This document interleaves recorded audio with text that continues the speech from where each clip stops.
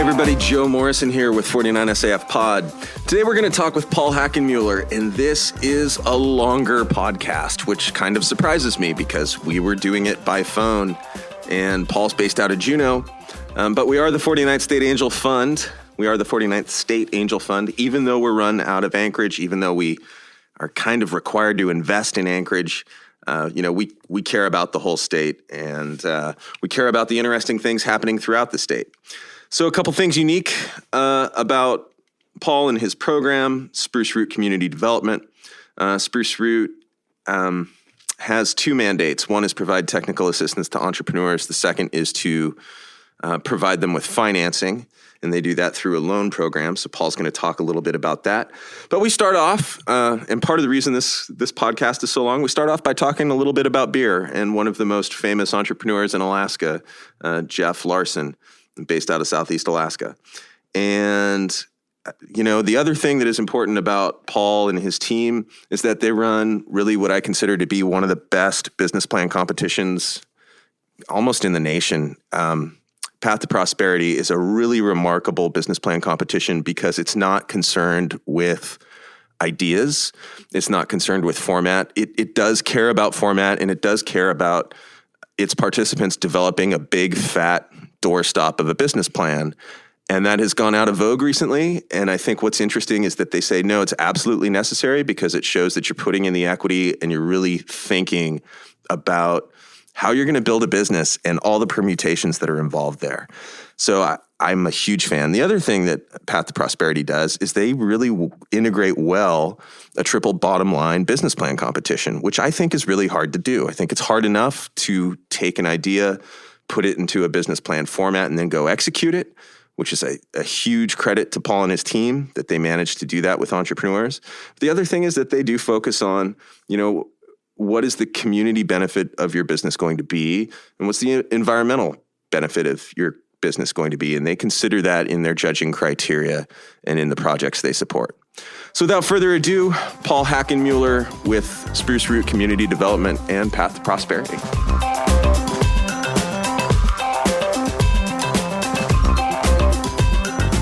Oh yeah, I did that for fun. I thought we'd just dive in. Oh, well, I ruined it for you. No, you didn't. You made it interesting and honest. Everybody, this is Paul Hackenmueller from Spruce Root. Are you executive director? No, I am the economic development coordinator. Okay. Which is as clear as it sounds. Right on. We are a small team, so we all wear many hats, but that's what I'm called.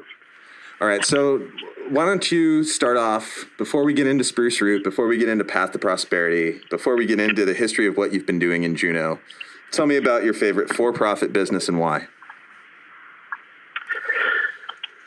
Well, favorite for-profit business.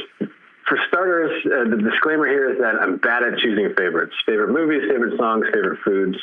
It's all subject to change and dependent on mood, right? But I've been thinking a lot lately, and this is going to sound like, oh, of course he lives in Juneau, but given where I sit now, I'm really, really into the Alaskan brewery as of late. And I'll tell you why. So we'll get into later, like what I'm doing here at Spruce Root, but sustainability and kind of closing that loop, right, is pretty integral to what we do. We kind of pound on the triple bottom line here. And the Alaskan brewery is doing some cool stuff. They're beyond just making beer, and they make good beer. But what's exciting about them to me is how they have looked at where they're doing business and what their business actually does. And in some cases helps design technologies to make them more efficient and to reduce their waste streams. They're recapturing CO2 from the brewing process and using that to make more beer. Nobody's doing that, or there are a few now, but there weren't when they started doing that. No breweries of any scale. They're taking their spent grain. They've got a press that dries it into bricks, and they can use that in a boiler. And they're reducing their water consumption and using the byproduct from their brewing process to heat the building. And I think that's really pretty cool, especially given some of the challenges we face with logistics and transportation and the cost of doing business here in Southeast Alaska. Yeah, I mean, Alaskan brewing is like one of my favorite success stories out of Alaska, Mm-hmm. I think I don't even know how big it is. I know it's a top 20 microbrewery, I think. One of America's largest microbreweries, 30 years old, I think, in 16. So they would have started it in 86. 86 sounds right to me. Yeah, and what I find interesting is, I work in this space, which is all about high growth business, and we're going to go conquer the world. And, Jeff did kind of go conquer the world, but he wanted to make good beer first, right? Mm-hmm. And that was the point. That was the key. Of course, it helps to be in a growing market, and he picked the right market. And when you pick the right market, you kind of just grow along with that. But he makes a phenomenal product.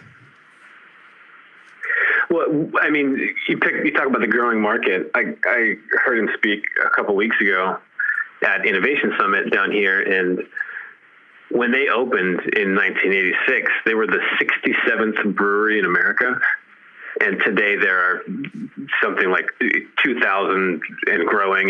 With another 2,000 scheduled to open in the next 2 to 5 years. I mean, so they were really one of the only brewers doing anything at the time. Yeah. And I remember my first few sips of Alaskan Amber with fondness. But let's go ahead and get into everything that you're doing. Tell us about Spruce Root. Sure. Spruce Root is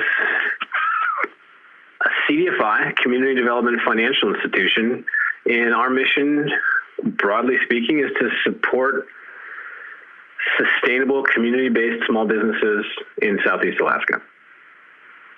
We do that. We've got 2 programs that we promote, and we like to think bring value. One of them is our loan capital. So we're able to make loans to small businesses who may struggle accessing financial capital, through traditional means.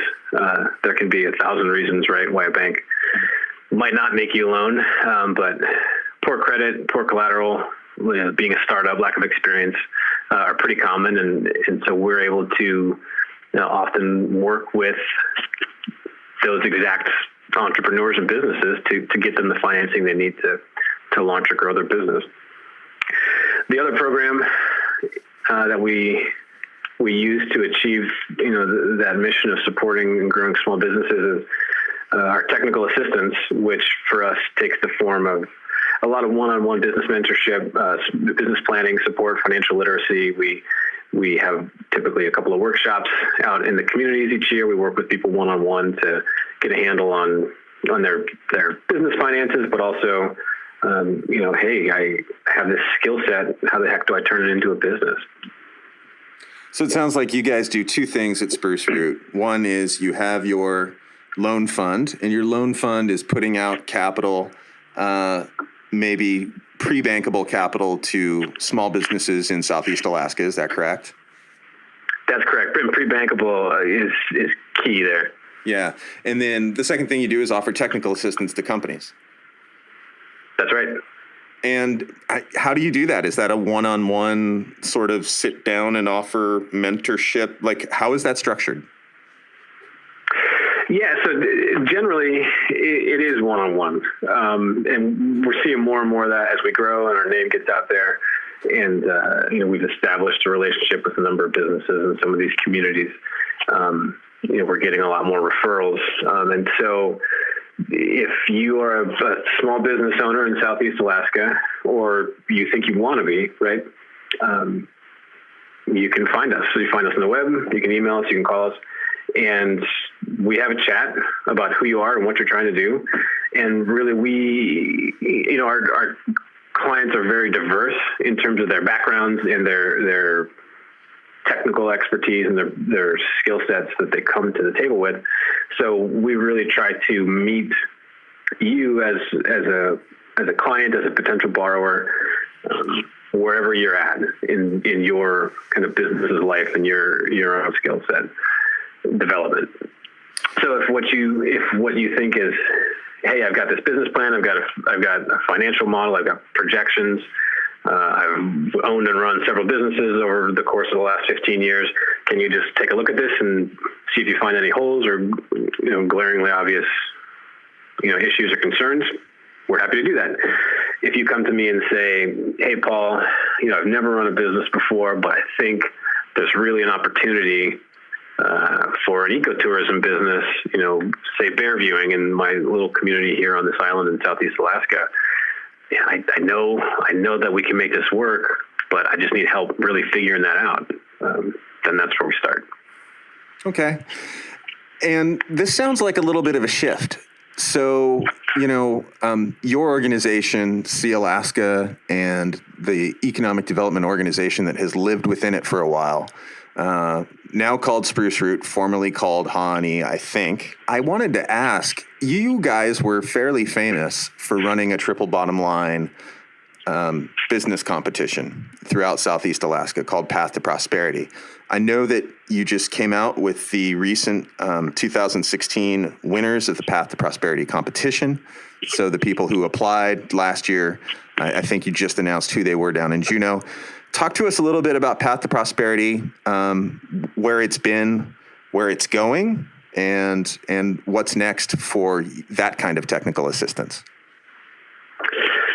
Sure. So Path to Prosperity, I think you hit the nail on the head there when you called it that kind of technical assistance, because that is, we definitely consider that to be part of that TA suite of services that we offer, and it's definitely the highest profile program that we manage.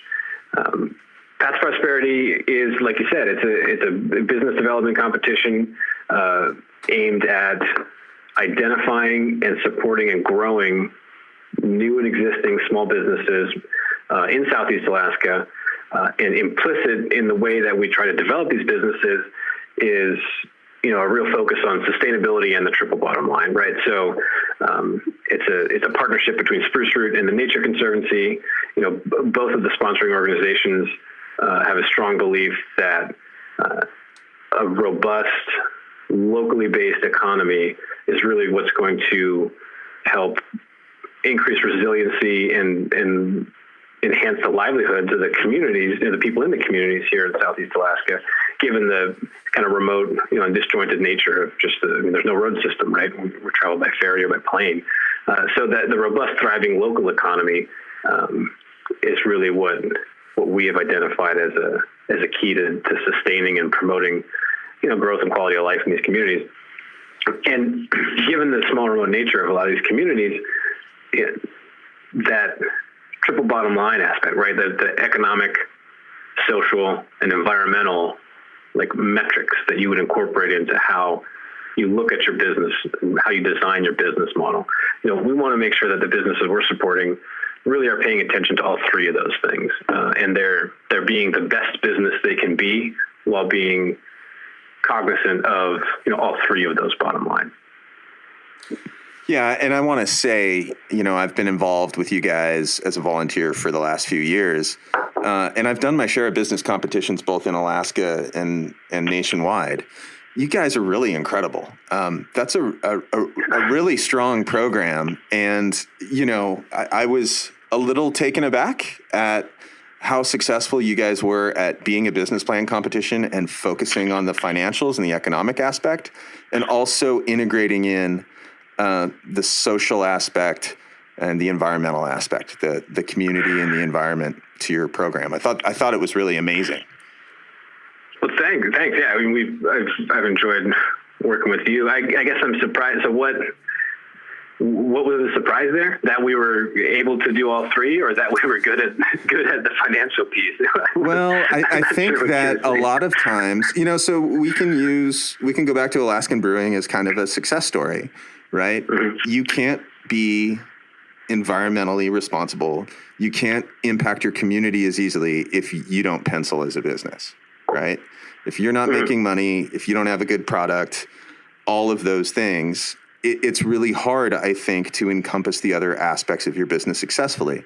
And The other thing is you guys are just one of the best business plan competitions I've ever seen. I think that,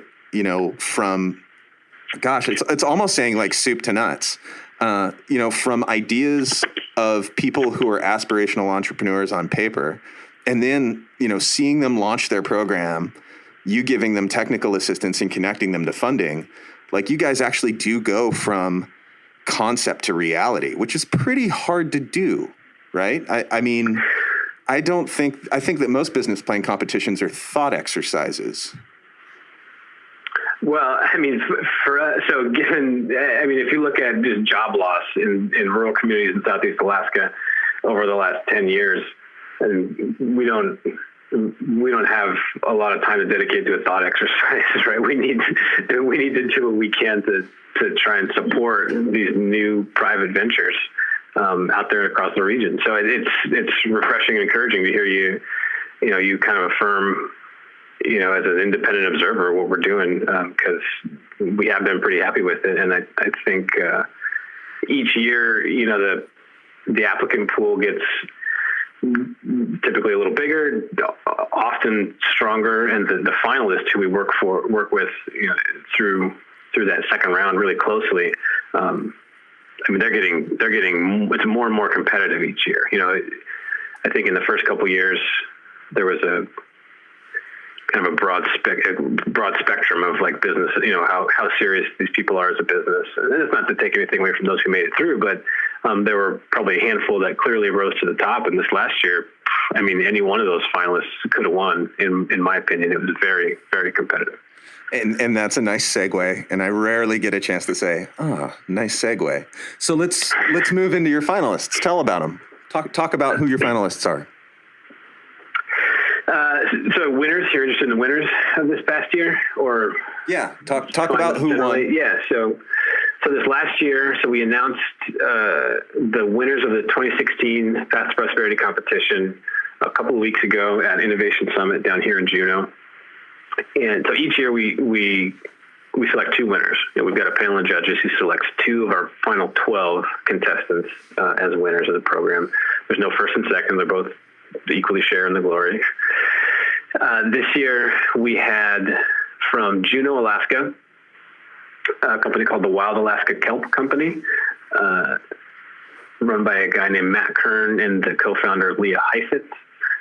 They are taking wild harvested kelp and some other like wild harvested Southeast Alaskan products and turning it into kelp salsa is their signature item at this point. They're pretty new, they're definitely early stage, but they had a pretty good year. They tried out, they did a lot of, market validation, as you in the startup community would call it, over the course of 2016 and are pretty confident that they've got a real product here. And it's delicious. And you just used the words kelp salsa. Is that correct? That's correct. Kelp salsa, kelp relishes, kelp pickles. They've got a dried kelp, I don't know what you call it, a seasoning mix. Basically, you would throw it on your salmon before you put the salmon on the grill. But kelp salsa is definitely their flagship item. Okay. And who else won?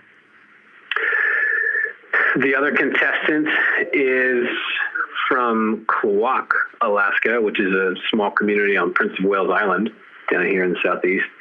Skyana Coffee Company, owned and operated by Tina Steffen. And Skyana is a Haida word, which means to be awake for a coffee company, apropos. And they are roasting coffee in Southeast Alaska, Prince of Wales. They are, I think what they do really well in terms of a triple bottom line is that kind of community impact piece. Prince of Wales Island, I think, can really benefit from a locally owned, locally driven, motivated small business who's really got to focus on instilling their traditional cultural Haida values into their business practices and building that future generation of small business leaders and entrepreneurs in the community. Right. And you said Haida values, right? And the Haida are an indigenous people to Southeast Alaska. The Haida are indigenous people in Southeast Alaska. Right. That's what you're asking. Yeah. But the Haida are indigenous people in Southeast Alaska, mostly, in Alaska, predominantly, historically on Prince of Wales Islands. Yeah. All right. So is P2P continuing? It's one of the best business plan competitions I've seen. Are you guys going to run it in 2017? Yes, we are. That's a good question. We are. I'm right now. So we just closed out the last cycle. The next, 2017 competition has not officially kicked off yet, but I'm working diligently to, review the process, review the materials. Each year we like to look at the program and take what we've seen and learned over the last couple of years and see how we can modify it to ideally make it better and more efficient. So, tweaking a few things, small changes at the margins. The casual observer probably won't notice too much, but I think it will make things run a little more smoothly. And what are the pros? What are the pros and the cons of what you've done over the last few years? Sort of, what have you learned for the last few years running this business plan competition? I've learned that there's really a ton of interest and energy in this type of support in Southeast Alaska once people know about what we're doing and how they can engage. I think there's a lot of people who are really interested in giving something like this, running a business, giving this a go, but just need that little extra push, to get them over the edge. I think one of the real strong suits of P2P is, if they're taking the competition seriously, and our finalists are those who make it, that the outcome will be that they, by the end of it all, have prepared a formal, written business plan and a financial model, that projects out the next couple of years of this business or conceptual business, right? And win, lose, or draw, the process of having to be extremely deliberate and meticulous about thinking through each aspect of this business, I think is hugely beneficial for those people who are really serious about going down that road. And so I really do think that's a selling point for us. Not to mention the given the remote nature of Southeast Alaska, we hear time and again that some of these people out in their communities feel like, hey, I've got this idea for a business and they're trying to make something happen, but it can be very isolating. You can feel like you're all alone and you're the only one out there trying to do something new or different. And so being able to bring them all together to this boot camp workshop, which is a training event as part of the program that we have every year, getting a dozen entrepreneurs from across the region and 25 or 30 mentors and business professionals there who are willing to offer their advice and help support them in this venture. That's really energizing. I think the networking and just the energy of building off of one another and feeding on that is huge for participants. Well, it's certainly fantastic, the stuff you do online at spruceroot.org. And I think, right? spruceroot.org? spruceroot.org. That's the new website. And, is there anything you want to say in closing, final thoughts for Alaska's future, other things you're working on that you kind of want to get out there to the listeners? I guess I will say about the 2017 Path to Prosperity, which we didn't talk about yet. We are trying something a little different in that we're focusing this year exclusively on food-related businesses, which is, historically we've been open to any for-profit venture based here in Southeast. But in an effort both to keep the program fresh, right? Trying to draw some new blood. We're casting I guess it's not a wider net, but it's a more targeted net towards anyone who's involved in growing, harvesting, aggregating, processing, distributing food here in Southeast.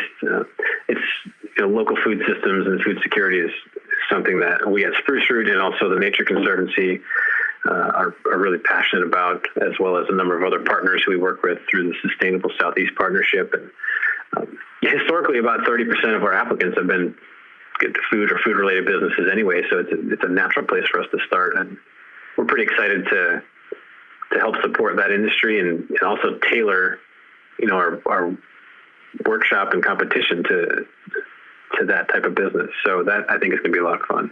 Yeah, it's been interesting to me to see how sort of economic developers and policy folks think about emerging industries in Alaska and what really happens. And one of the emerging industries is clearly sort of food/consumer goods, and it's taking off throughout the state. And you've got, the hydroponic stuff, vertical harvest, I think, that happens out west, and they grow stuff in connexes.